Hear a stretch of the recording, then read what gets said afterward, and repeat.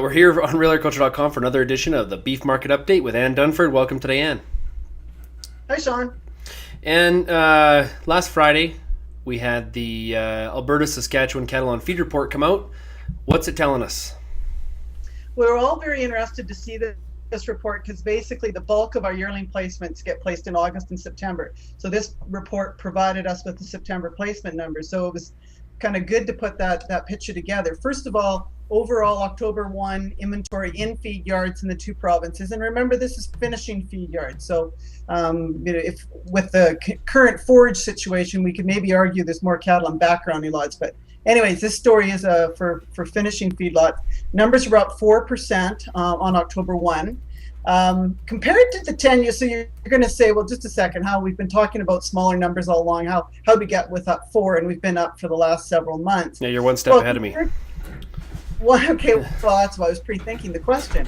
Compared to the 10-year average, it's still 11% smaller. So it's not, in the big picture of since cattle on feed reports have been published in the last 10 years, this is still a very small report. Smaller than last year by 25,000, or larger than last year by 25,000 head. And the only other year that is larger than is the 2003 kind of crazy abnormal year. So it's up, but it's compared to two very small on feed years, and it's still, like I say, 11% smaller than the 10-year average. Looking at the September placement numbers, and we want to focus on the over 800 pound category because that'll encompass obviously most of the yearlings. We saw numbers basically up 5% in that category. No other categories were up, so again, it was kind of a yearling story. Overall September placements for all classes of cattle, from 8 weights right down to 5s, was down 6%. So again, you total everything up, and if you've been watching placement pattern all year long, we're now down 11% in how many cattle have come into feed yards in 2011. And that sort of fits because our year-to-date marketing number, Sean's down 15%. So I think the two are fairly close intact. Maybe that marketing number wouldn't be down this much if packers were current in because remember, these cattle are counted when they're dead. They could have been sold a month ago and they still haven't made it to slaughter. So I do think this number will catch up. Long story short, we did see about 2% more yearlings placed overall in August and September, but where we're starting to see a big change is in the heifer placement pattern. Heifer placement pattern, over 800 pounds, down 7%. So again, we've talked a lot about our heifers being retained in the herd. Are these strong calf prices finally starting to drive some interest in expanding the herd and retaining heifers to replace these cows that have been going to town since 2008? So it looks like the answer to that is yes.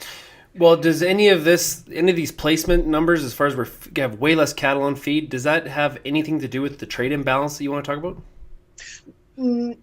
Yes and no. First of all, I just said 15% smaller marketings this year out of feedlots. So that goes back to the smaller placement pattern. So guess what? When our packers are, if our feedlots are selling 15% fewer young cattle, we're going to talk about, and our packers are killing that many fewer young cattle in 2011, guess what? They've got less beef to sell globally. And so it does look like, especially in the instance of most of this year being a par plus dollar, packers have focused obviously their business in Canada and exports of beef. We just had some numbers, as I mentioned. We're up only for export data to the end of August right now, but we're down 21% in our beef exports. We already know our cattle exports are down 40%. We've talked about that quite a bit. That's about 200,000 head. But on top of that, how much beef is leaving the country? We're down 21% to the end of August. That's one side of the coin. The next question was, well, what's coming in? And there we got some data right to the end of September. So another extra month's worth of data.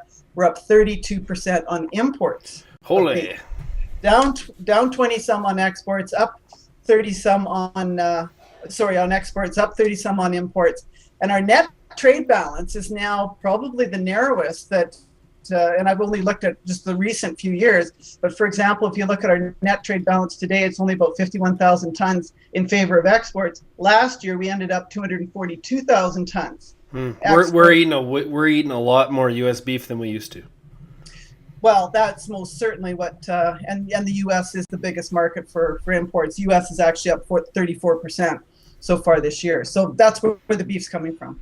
So what does this mean for the rancher and the feedlot owner? Well, again, supplies are small. So you're going to see trade flows occur where the markets are the best. And then that's how markets are supposed to work. Currencies play a huge factor in that. So the strong dollar we've had and the weak US dollar that the Americans have had, of course, have played in their favor in export markets, not just to Canada, to Mexico, to Asia. Of course, their numbers are up to Japan as well. So that's most certainly been a big factor. We knew it was, of course, when we went through the era of the 60 and 70 cent 80-cent dollars. Of course, those were eras where we were king of exporters, and those numbers are smaller. But again, don't forget, we're dealing with a smaller deck of cards too. You mentioned heifer retention. What are you hearing on the ground floor? Lots of interest in retention. It sure looks like it, and again, we've heard the talk for quite some time. I think you can even go right back to last fall, and we'll certainly talk about that. But until you actually start to see them not showing up in the feedlot, that's kind of our first clue. What's really going on at the ground level, as you say. That's the first thing we watch for. So I think this data is showing us, okay, these heifers are not, especially in August and September, which would be our yearling placement months, did not show up in the feedlot. So I think then, especially when you look at it compared to the steer numbers that were going in, there's no question heifers are staying in the herd right now. Well, and based on some of the hay crops I've heard about, we will have lots of hay to feed them. Yes, and prices of such. So at this point, it's not exactly highly marketable in many parts of Western Canada. So what do? Keep some heifers or buy some heifers, or stop selling as many cows as you have been. So there's various different ways to look at increasing your base herd to get rid of some of that hay. Cool, Ant. We will talk to you again next week. Okay, sounds good. Thanks, Sean.